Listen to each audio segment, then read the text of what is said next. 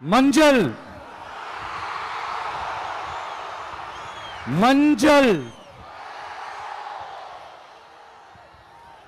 பொதுவா நல்ல காரியங்கள் ஸ்டார்ட் பண்றதுக்கு முன்னாடி இந்த மஞ்சள் எடுத்து வச்சு தான் ஸ்டார்ட் பண்ணுவாங்க. நம்ம வீட்டில் கூட நம்ம அம்மா அக்கா தங்கைகள் நமக்காக நாம நல்லா இருக்கணும்ன்றதுக்காக மஞ்சள் புடவை கட்டிக்கிட்டு தான் வேண்டிக்குவாங்க. அப்படி அந்த மஞ்சள்னாலே ஒரு தனி வைப்பு தாங்க. நம்ம கொடியில கூட அந்த வைப்ரண்டான அந்த எனர்ஜெட்டிக்கான அந்த மஞ்சள் இருக்குமே, அந்த மாதிரி மங்களகரமான மஞ்சள் விளையிற பூமி தான் இந்த ஈரோடு பூமி. இங்க வந்து மஞ்சளை பத்தி பேசாம வேற எங்க போய் பேசுறது? அது மட்டும் இல்ல, இங்க ஒரு மகத்தான ஒரு மனிதரை பத்தி நம்ம பேசியே ஆகணும். இந்த ஈரோடு மண் விவசாயத்துக்கும் பேர் போன மண். இங்க நடக்கிற அந்த விவசாயத்துக்கு மிக முக்கியமான ஒரு கவசமா இருக்கிறது என்ன தெரியுமா? காலிங்கராயன் அணை, காலிங்கராயன் கால்வாய். காலிங்கராயன் அணை கட்டினதுலையும் கால்வாய் வெட்டினதுலையும் உயிரான உணர்வு பூர்வமான நிறைய விஷயங்கள் இருக்குது. அப்படி அந்த ப்ராசஸ்ல அவர் அந்த அணை கட்டும் போதும் கால்வாய் வெட்டும் போதும் ரொம்ப சோர்வடைஞ்சிட்டாராம். அப்ப அவங்க அம்மா அதை பார்த்துட்டு சொன்னாங்களாம், மகனே காளிங்கா, தயிர் வித்த காசு தாழ்வாரம் வரைக்கும் இருக்குது, மோர் வித்த காசு முகுட வரைக்கும் இருக்குது, அதை எடுத்துக்கிட்டு போய் அணைய கட்டியா கால்வாய வெட்டியான்னு சொல்லி தைரியம் கொடுத்தாங்களாம். பெத்த அம்மா கொடுக்கிற அந்த தைரியம் இருக்கு பாருங்க, அதை தாண்டி வேற எதுவுமே கிடையாதுங்க. ஒரு மனுஷனால எதையும் சாதிச்சு காட்ட முடியும். அப்படி ஒரு தைரியத்தை தான் இப்ப நீங்க என்னுடைய அம்மா அக்கா தங்கைகள் நண்பா நண்பிகள் தோழர்கள் எல்லாரும் எனக்கு கொடுத்திருக்கிறீங்க. அதே தைரியத்தை, அதே துணையா என் கூட நிக்கிறீங்க. இதை எப்படி நம்ம பிரிச்சு விடலாம்? இதை எப்படி நம்ம கெடுக்கலாம்? என்னெல்லாம் அவதூறுகள் நம்ம விஜய் மேல சொல்லி மக்களை நம்ப வைக்கலாம்? என்னெல்லாம் சூழ்ச்சிகள் நம்ம விஜய் மேல பண்ணி மக்களை நம்ப வைக்கலாம்? இப்படி சூழ்ச்சிகளை மட்டுமே நம்பி பொழப்ப நடத்துற சில சூழ்ச்சிக்கார கூட்டங்கள் இதை தொடர்ந்து செஞ்சுக்கிட்டு தான் இருக்கு. ஆனா அவங்களுக்கு தெரியாது, இது இன்னைக்கு நேத்து வந்த உறவு இல்ல. கிட்டத்தட்ட 30-33 வருஷத்துக்கு மேல இருக்கிற உறவு. ஏன் நான் சினிமாவுக்கு வந்தப்போ எனக்கு வயசு 10, அப்பல இருந்தே இந்த உறவு ஸ்டார்ட் ஆகி போயிட்டு இருக்குன்னு அவங்களுக்கு தெரியாம போச்சு. அதனால என்ன பண்ணாலும், நீங்க என்ன ட்ரை பண்ணாலும், எல்லாத்தையும் விட்டுட்டு மக்களுக்காக வந்திருக்கிற இந்த விஜய மக்கள் ஒரு நாளும் கைவிட மாட்டாங்க. மக்கள் கூடவே நிக்கிறாங்க, கூடவே நிப்பாங்கன்னு அவங்களுக்கு தெரியாம போச்சு. என்னப்பா நிப்பீங்கல்ல? உங்களை நம்பிதாப்பா வந்திருக்கிறேன். அதான் இந்த சத்தம் தாங்க வாழ்நாள் பூரா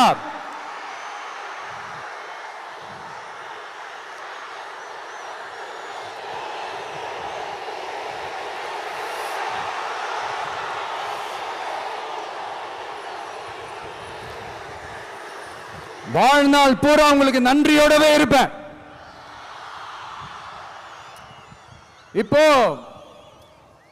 நம்ம காளிங்கராயன் அவர்கள் அணையை கட்டுறதுக்காக பவானிக்கு போய் பார்க்கும்போது ஒரு இடத்துல ஒரு பாம்பு வந்து உட்கார்ந்துச்சான், படுத்துச்சான். அது படுத்த இடத்துல தான் அவர் அணையை கட்ட ஸ்டார்ட் பண்ணாராம். அப்புறம் அந்த பாம்பு வளைஞ்சி நெளிஞ்சி போற இடத்துலலாம் கால்வாயை வெட்டினார்னு சொல்லி சில வாய்மொழி கதைகள்லாம் சொன்னாங்க. தண்ணியை சேமிச்சு வச்சு குடிக்கிறதுக்கும் விவசாயத்துக்கும் வழி வகுக்கிறது எவ்வளவு பெரிய ஒரு நல்ல விஷயம். ஸோ இந்த மாதிரி நல்ல விஷயங்கள்லாம் செஞ்சிட்டு கதைகள் சொன்னா பரவாயில்ல, எதுவுமே செய்யாம கதைகளை மட்டும் அடிச்சு விடுறது எப்படி?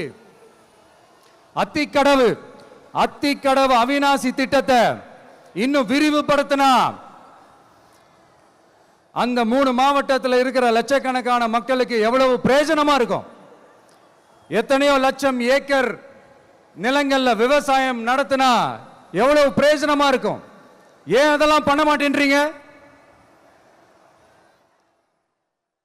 வள்ளுவர் கோட்டத்துக்கு காட்டுற அக்கறைய இங்க மக்கள் வாழ்வாதாரத்தில் கொஞ்சம் காட்டலாம்ல, ஏன் காட்ட மாட்டேன்றீங்க? இங்க என்ன கவர்மெண்ட் நடத்துறாங்களா இல்ல கண்காட்சி நடத்துறாங்களா? இந்த 21ஆம் நூற்றாண்டிலே மக்களை பத்தி எதுவுமே யோசிக்கிறது இல்ல. ஆனா அந்த காலத்திலேயே இது எல்லாத்தையும் பத்தி யோசிச்ச மக்களை பத்தி, குடிக்கிற தண்ணியை பத்தி, விவசாயத்தை பத்தி, அணை கட்டுறதை பத்தி, கால்வாய் வெட்டுறதை பத்தி, இதெல்லாம் எங்கிருந்து? பவானியிலிருந்து நொய்யலாறு வரைக்கும் கால்வாய் வெட்டி இதெல்லாத்தையும் பத்தி யோசிச்ச காளிங்கராயன் அவர்களுக்கு கோடி கும்பிடு போட்டாலும் பார்த்தாதுங்க. இப்படி அந்த காலத்துல இருந்த ஒரு ஹீரோவை பத்தி பேசிட்டு இந்த காலத்துல, அதாவது 1920th செஞ்சுரியில இருந்த ஒரு ஹீரோவையும் பத்தி நம்ம பேசி ஆகணும்ல. ஒருத்தர் இலகிய மனம் கொண்ட ஹீரோனா இன்னொருத்தர் இரும்பு மாதிரி அயன் மேன் தான். எஸ், நம்ம ஈரோடு கடப்பாறை தான்.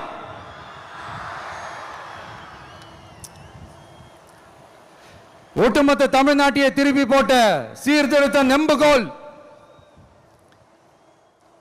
ஈரோடு மாவட்டத்தில் பிறந்த அவர்தான் இந்தியாவுக்கே இடஒதுக்கீடு சம்பந்தமான அரசியல் சட்டத்தை திருத்தறதுக்காக போராட்டம் நடத்தினவர் யாரு? நம்ம தந்தை பெரியாரு. 100 வருஷத்துக்கு முன்னாடியே வகுப்பு வாரி பிரதிநிதித்துவம் வேணும்னு கேட்டவர். அன்னைக்கும் சரி இன்னைக்கும் சரி ஒரு ஆச்சரியத்தோட பார்க்கக்கூடிய ஒரு மனிதர், நம்மளுடைய கொள்கை தலைவர். அப்ப அண்ணாவும் எம்ஜிஆரும் யாரு? பெரியார் அவர்கள் கிட்ட இருந்து எங்களுக்கு தேவையான கொள்கைகளை எடுத்துக்கிட்டோம். அவரை ஃபாலோ பண்ற, அவரை வழிகாட்டி ஏத்துக்கிட்ட அண்ணா அவர்கள் கிட்ட இருந்தோம், எம்ஜிஆர் அவர்கள் கிட்ட இருந்தோம் தேர்தல் அணுகுமுறையை எடுத்துக்கிட்டோம். அண்ணாவும் எம்ஜிஆரும் தமிழ்நாட்டோட சொத்து. அவங்கள பயன்படுத்துறத பத்தி யாரும் இங்க கம்ப்ளைண்ட்லாம் பண்ண முடியாது. அண்ணா எங்களோடது, எம்ஜிஆர் எங்களோடது, நீங்களா எடுத்துக்க கூடாது அப்படிலாம் யாரும் இங்க அழுதுட்டு இருக்க முடியாது, சொல்லிவிட்டேன். அதனால நாங்க ஒரு வழியில அரசியல் செஞ்சுக்கிட்டு போயிட்டு இருக்கிறோம். உங்களுக்கு தான் டிவிக்கு ஒரு பொருட்டே இல்லைல்ல, அப்புறம் ஏன் கதறீங்க?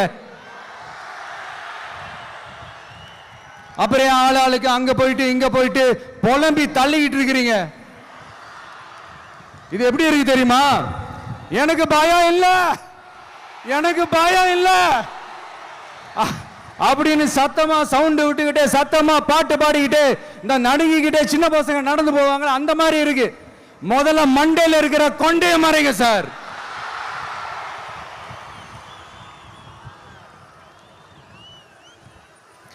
சும்மா மாறு வேஷத்துல மறு வச்சுக்கிட்டு மீடியா ஆளு, ரேடியோ ஆளுன்னு இவங்க ஆளுங்களே மாத்தி மாத்தி அனுப்பிக்கிட்டு, இதெல்லாம் என்ன மக்களுக்கு தெரியாதுன்னு நினைச்சிட்டு இருக்கீங்களா? மக்கள் எல்லாத்தையும் உன்னிப்பா கவனிச்சிட்டு இருக்காங்க. அதனாலதான் சொல்றேன், உங்களுக்கு நீங்க கொள்ளையடிச்சு வச்சிருக்கிற காசு தான் துணை. ஆனா எனக்கு என் மேல எல்லையில்லா பாசம் வச்சிருக்கிற இந்த மாசு தான் துணை.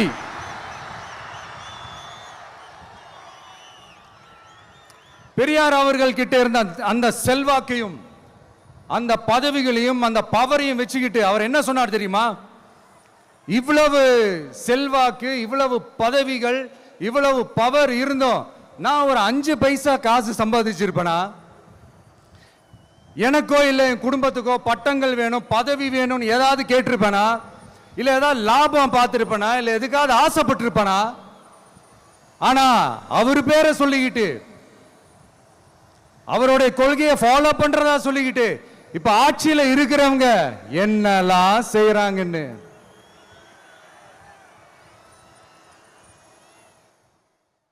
அதனாலதான் சொல்றோம், பெரியார் பேரை சொல்லிக்கிட்டு தயவு செஞ்சு கொள்ளையடிக்காதீங்கய்யா, தயவு செஞ்சு கொள்ளையடிக்காதீங்க. அவரு பேரை சொல்லிக்கிட்டு, பெரியார் பேரை சொல்லி கொள்ளையடிக்கிற இவங்க தான் நம்மளுடைய அரசியல் எதிரி. மக்களை நீங்க சொல்லுங்க, நம்மளுடைய அரசியல் எதிரி யாரு? நம்மளுடைய கொள்கை எதிரி யாரு? ரிப்பீட், நம்மளுடைய அரசியல் எதிரி யாரு? நம்மளுடைய கொள்கை எதிரி யாரு? உங்களுக்கு புரியுதுல்ல? எனக்கு அது போதும்யா, எனக்கு வேற எதுவுமே தேவையில்லை. நீங்க எல்லாரும் என்னோட அரசியலோட கனெக்டடா இருக்கீங்கன்றது ரொம்ப தெளிவா தெரியுது. அதனால எனக்கு அது போதும். அதனாலதான் எதிரிகள் யாருன்னு சொல்லிட்டு களத்துக்கு வந்திருக்கிறோம். அதனால அவங்கள மட்டும் தான் எதிர்ப்போம். அதுவும் அந்த எதிரிகள் யாரு இப்போ இங்க 2026 சட்டமன்ற தேர்தலில் களத்தில் இருக்கிறாங்களோ அவங்கள மட்டும் தான் எதிர்ப்போம். சும்மா களத்திலே இல்லாதவங்களையும்,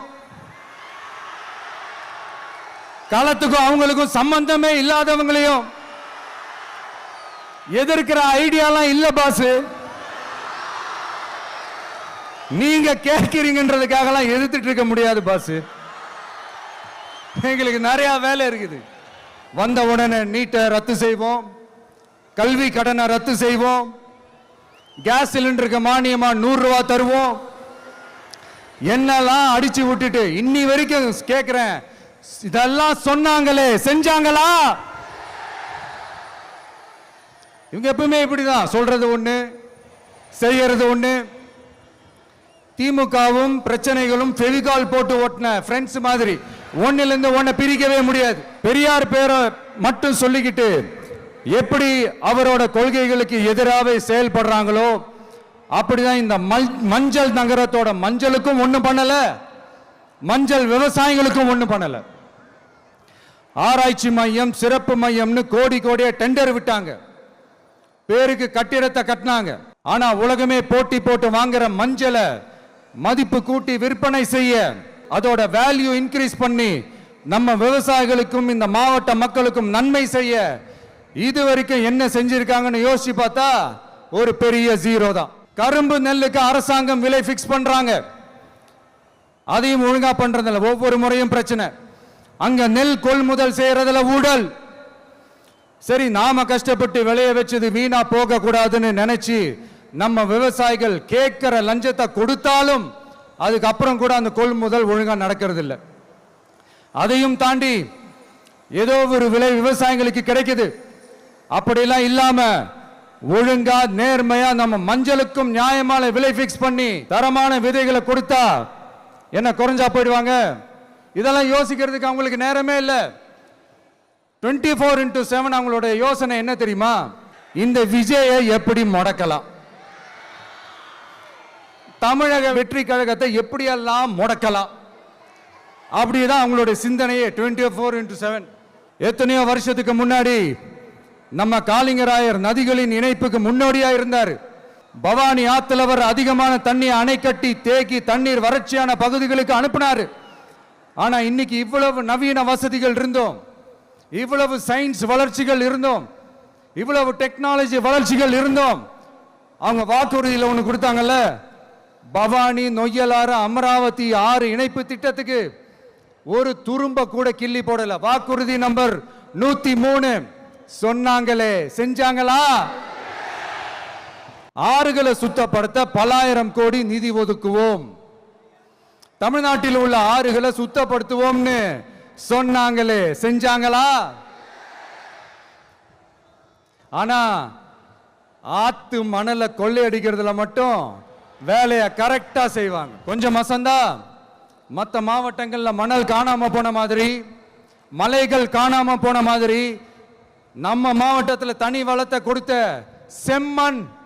செம்மண்ணும் காணாம போறதுக்கு வாய்ப்பு இருக்கு மக்களே. நம்ம மண்ணுக்கும் நம்ம ஆத்துக்கும் நம்ம விவசாயிக்கும் தான் இந்த மோசமான நிலைமை. அதனால ஏதாவது தொழில் செஞ்சு பிழைக்கலாம்னு பார்த்தா அதுக்கும் எங்க விடுறாங்க. தொழில்னு பார்த்தா 30% நெசவாளர்களுக்கு கூலி பாக்கி. அரசாங்கம் நம்ம நெசவாளர்கள் கிட்ட இருந்து கொள்முதல் செய்த வேட்டி சேலைக்கான கூலியை கூட போராடித்தான் வாங்க வேண்டியதா இருக்குது. அது சலுகையோ உதவியோ நலத்திட்டமோ கிடைக்காது. நம்ம உழைப்புக்கான ஊதியம், நம்மளோட உரிமை, அதுக்கே போராட வேண்டிய நிலையில தான் இந்த அரசாங்கம் நம்மளை வச்சிருக்கு. நல்லா பார்த்துக்கங்க மக்களே, உரிமைக்கு குரல் கொடுத்தவங்க தான் இவங்க. சிறு குறு தொழில்கள் பீக் ஹவர்ஸ் சார்ஜ்னு கரண்ட்டுக்கு அநியாய விலை வச்சு அதையும் செய்ய விடாம நம்மளை முடக்கிடுறாங்க. அந்த பீக் ஹவர்ஸ் சார்ஜ் கொள்ளையால எத்தனை வருஷமா எவ்வளவு பேர் பாதிக்கப்படுறோம், எவ்வளவு தொழில்கள் பாதிக்கப்படுது. நாமளும் கத்துறோம், போராடுறோம், கோரிக்கை வைக்கிறோம். எதையாவது இவங்க கண்டுக்கிறாங்களா? கொஞ்சம் யோசிங்க. ஏன் கண்டுக்க மாட்டேன்றாங்கன்னு கொஞ்சம் யோசிங்க. அப்போதாங்க பிரைவேட்ல அதிக விலைக்கு கரண்ட் வாங்க முடியும், அதுக்கு டெண்டர் விட முடியும். அப்படி டெண்டர் விட்ட மேட்டர்ல எல்லாம் என்ன நடக்கும்னு உங்களுக்கும் தெரியும், எனக்கும் தெரியும், நம்ம எல்லாருக்குமே தெரியும். இந்த மாதிரி ஈரோடுல மட்டும் இல்ல, எந்த மாவட்டத்துக்கு போனாலும் பிரச்சனைகள் மேல பிரச்சனைகள் தான். அதையெல்லாம் தீக்கிறதுக்கு ஒரு சொல்யூஷன் கூட சொல்லாம இதுல வேற பெருமையா மாடல் அரசு மாடல் அரசுங்கிறது. இல்ல நான் கேட்கிறேன், கூச்சமா இல்ல? இதெல்லாம் கேட்டா அப்படியே நம்ம பக்கம் யூட்டர்ன் அடிச்சு வந்துருவாங்க. விஜய் என்ன அரசியல பேச மாட்டேன்றாரு, விஜய் என்ன சினிமா டயலாக் மாதிரி பேசுறாரு, விஜய் என்ன பஞ்ச் டயலாக் பேசுறாரு, விஜய் என்ன 10 நிமிஷம் தான் பேசுறாரு, 9 நிமிஷம் தான் பேசுறாரு. நான் எத்தனை நிமிஷம் பேசினா உங்களுக்கு என்ன சார்? நான் எப்படி பேசினா உங்களுக்கு என்ன சார்? உள்ள விஷயம் என்னன்னு பாருங்க சார். ஒவ்வொரு மாவட்டத்துக்கும் போய் மக்கள் ஃபேஸ் பண்ற பிரச்சனைகளை எடுத்து பேசிட்டு இருக்கிறேன். பின்ன அது அரசியல் இல்லாம வேற எதுதான் அரசியல்? உங்களை மாதிரி தனிப்பட்ட முறையில தரக்குறைவா அசிங்க அசிங்கமா பேசுறதுதான் அரசியல்னா அந்த அரசியல் நமக்கு வராது. வராதுன்னா நல்லாவே வரும். உங்களை விட எனக்கு அது நல்லாவே வரும். வேணான்னு விட்டு வச்சிருக்கிறோம். அப்புறம் உங்களுக்கு நமக்கு என்ன வித்தியாசம்? காஞ்சிபுரத்தில் நாம பேசும்போது உங்களால் அமைக்கப்பட போற ஆட்சியில நம்ம ஆட்சிக்கு வந்த உடனே என்னெல்லாம் செய்ய போறோம்ன்றது சிலது சொன்னோம். அதையெல்லாம் தப்பு தப்பா புரிஞ்சுக்கிட்டு இப்போ சொல்றேன், விளக்கமா சொல்றேன். நான் சலுகைகளுக்கு எதிரானவன் கிடையாது. மக்களுக்கான சலுகைகளை இலவசம்னு சொல்லி அசிங்கப்படுத்துறதுல எனக்கு உடன்பாடு கிடையாது. மக்கள் காசுல மக்களுக்கு செய்யறதை எப்படி இலவசம்னு சொல்லுவீங்க? அப்படியே செஞ்சிட்டாலும் ஓசில போறேன்னு சொல்லி அசிங்கப்படுத்துறீங்க. என்ன கேட்கறதுக்கு ஆள் இல்லைன்னு நினைச்சீங்களா? மக்களுக்கு ஒண்ணுன்னா இந்த விஜய் வந்து நிப்பா, இந்த விஜய் வந்து கேள்வி கேட்பா. இந்த விஜய் எப்பவுமே மக்கள் பக்கம் தான், அதே மாதிரி மக்களும் என் பக்கம் தான். என் மக்கள் மானத்தோட மரியாதையோட கௌரவத்தோட வாழணும். என் மக்கள் யாருக்கும் கீழே கிடையாது. அப்படி அவங்க கௌரவத்தோட வாழணும்னா அவங்களுக்கான வாழ்க்கை தரம் உயரணும். வாழ்க்கை தரம் உயரணும்னா அவங்களோட வாழ்வாதாரம் உயரணும். வாழ்வாதாரம் உயர்ந்தாதான் பொருளாதாரம் உயரும். பொருளாதாரம் உயர்ந்தாதான் வசதி வாய்ப்புகள் உயரும். இதெல்லாம் உயர்ந்தாலே ஆட்டோமேட்டிக்கா அவங்களோட வாழ்க்கை தரம், அவங்களுக்கான மரியாதை, அவங்களுக்கான கௌரவம் எல்லாமே உயரும். இதுக்கான வழிகள், அந்த சூழல்களை அந்த கவர்மெண்ட் அமைச்சு கொடுக்கணும்.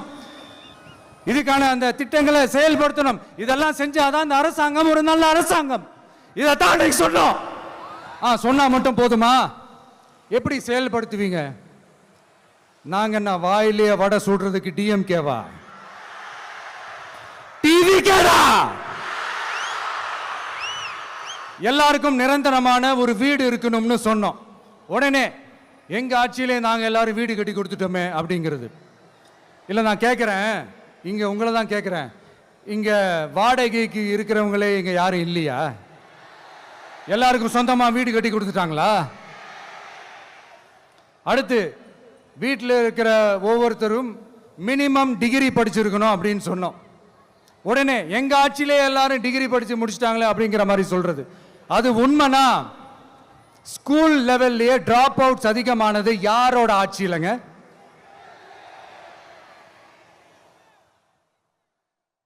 பசங்க பிள்ளைங்க யாரும் ஸ்கூல்ல சேரலன்னு சொல்லிட்டு எனக்கு தெரிஞ்சு 207 கவர்மெண்ட் ஸ்கூல்ஸ் மூடினது யாரோட ஆட்சியிலங்க? இதுல கல்வியில் சிறந்த தமிழ்நாடுன்னு டிராமா வேற. அடுத்து குடும்பத்தில் ஒருத்தருக்கு நிரந்தரமான வருமானம் வரணும், வேலை வாய்ப்பு கிடைக்கணும் அப்படின்னா நாங்க கொடுக்காத வருமானமா, நாங்க கொடுக்காத வேலையா அப்படிங்கிறது.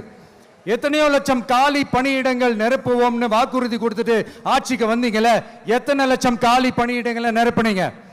அட்லீஸ்ட் 1 லட்சம் காலி பணியிடங்களாவது நிரப்புனீங்களா? இதெல்லாம் சொல்லிட்டு மக்களை ஏமாத்துறது யாரோட ஆட்சியிலங்க?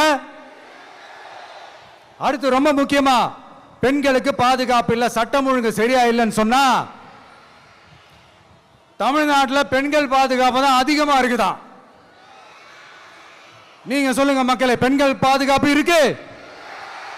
சட்டம் ஒழுங்கு சரியா இருக்கு? அவங்க சொல்றது உண்மையா? அவங்க சொல்றதை நீங்க ஏத்துக்கிறீங்களா? சத்தமா கேக்குதா சார்? இதுதான் ரியாலிட்டி, இதுதான் நிஜம். நம்மளுடைய ஆட்சியில சட்டம் ஒழுங்குல சமரசமே இருக்காது. அதனாலதான் இவ்வளவு ஸ்ட்ராங்கா சொல்றோம், தைரியமா இருங்க மக்களே. என்னென்ன செய்ய போறோன்றது சிலதெல்லாம் காஞ்சிபுரத்தில் சொன்ன மாதிரி சொன்னா எல்லாத்தையும் தப்பு தப்பா திருச்சி பேசிக்கிட்டு அவதூறு பரப்பிக்கிட்டு. நான் கூட யோசிப்பேன், எம்ஜிஆர் அவர்களும் மேடம் ஜெயலலிதா மேடம் அவங்களும் ஒரே வார்த்தையில சொல்லி இந்த திமுகவை காலி பண்ணாங்கல்ல. நான் கூட யோசிப்பேன், ஏன் இவ்வளவு ஹார்ஷா பேசுறாங்க, ஏன் இவ்வளவு ஹார்ஷா அவங்கள திட்டுறாங்கன்னு யோசிச்சது உண்டு. இப்பதானே புரியுது. அவங்க 2 பேரும் சொன்னதை இப்ப நானும் ரிப்பீட் பண்றேன். திமுக ஒரு தீய சக்தி, திமுக ஒரு தீய சக்தி, திமுக ஒரு தீய சக்தி, திமுக ஒரு தீய சக்தி, தீய சக்தி, தீய சக்தி, தீய சக்தி. என் நெஞ்சில் குடியிருக்கும் ஈரோடு மக்களே,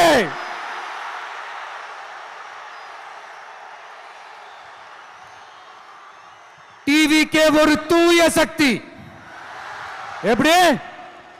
டிவிகே ஒரு தூய சக்தி. தூய சக்தி டிவிகேவுக்கும் தீய சக்தி டிஎம்கேவுக்கும் தான் போட்டியே. என்ன முடக்கலாம்னு நினைக்கிறீங்க, ஆனா இந்த சத்தத்தை ஒரு நாள் உங்களால முடக்க முடியாது. மக்கள் விரோத திமுக அரசை வீழ்த்த மக்கள் சக்தியான நம்மளால மட்டும்தான் முடியும். அண்ணன் செங்கோட்டையன் அண்ணன் அவர்கள் நம்ம கூட வந்து சேர்ந்தது நமக்கு ஒரு மிகப்பெரிய ஒரு பலம். அந்த மாதிரி செங்கோட்டையன் அண்ணன் அவர்கள் மாதிரி இன்னும் நிறைய பேர் வந்து சேர இருக்கிறாங்க. அவங்க எல்லாருக்குமே அந்த உரிய அங்கீகாரத்தை கொடுப்போம். அது மட்டும் இல்ல, அப்புறம் இன்னொரு விஷயம் சொல்ல மறந்துட்டேன்.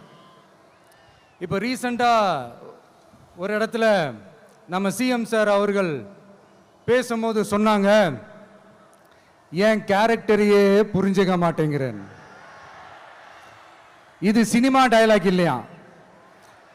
நான் ஏதாவது பேசினா சினிமா டயலாகா? சார் பேசினா அது சினிமா டயலாக் இல்லையா? சிலப்பதிகாரத்திலிருந்து எடுத்ததான் அந்த லைன். என் கேரக்டரையே புரிஞ்சுக்க மாட்டேன்றது. உங்களை எப்படிதான் சார் புரிஞ்சுக்கிறது? எந்தெந்த விஷயத்துலலாம் சார் உங்க கேரக்டர் நாங்கள் புரிஞ்சுக்கிறது? அதையும் நீங்களே சொல்லிட்டீங்கன்னா கொஞ்சம் நல்லா இருக்கும் சார். சட்டம் ஒழுங்குல நாடே சந்தி சிரிக்குது, அதுலையா? பெண்கள் பாதுகாப்புல நாடே சந்தி சிரிக்குது, அதுலையா? பொய் வாக்குறுதிகளா கொடுத்து ஏமாத்தி ஆட்சிக்கு வந்தீங்களே, அதுலையா? எதில் தான் சார் உங்க கேரக்டர் நாங்கள் புரிஞ்சுக்கிறது? ஆனா ஒண்ணு, தமிழ்நாட்டில் ஆட்சி செய்யற நீங்களும் சரி, ஒன்றியத்தில் ஆட்சி செய்யறவங்களும் சரி, நீங்க 2 பேரும் முதல்ல என்னோட கேரக்டரை புரிஞ்சுக்கணும் சார். என்னோட கேரக்டர்னு சொன்னது நம்ம மக்களோட கேரக்டர். 2026 சட்டமன்ற தேர்தலோட அந்த கேரக்டரே கொஞ்சம் வேற மாதிரி சார். அத கொஞ்சம் தயவு செஞ்சு நீங்க புரிஞ்சுக்கணும் சார். புரிஞ்சுக்கலனா மக்களே உங்களுக்கு புரிய வைப்பாங்க சார். கான்பிடென்ட்டா இருங்க சார். நல்லதே நடக்கும் சார். வெற்றி நிச்சயம் சார். நண்பா, நண்பிகள், இங்க எல்லாம் பார்த்தோம். எல்லாம் நல்லபடியா நடந்தது. சேஃபா வந்துட்டு சேஃபா வீட்டுக்கு போயிடுங்க. எனக்கு எல்லாத்தையும் விட நீங்க தான் எனக்கு முக்கியம். தயவு செஞ்சு சேஃப்டியா போயிட்டு வாங்க.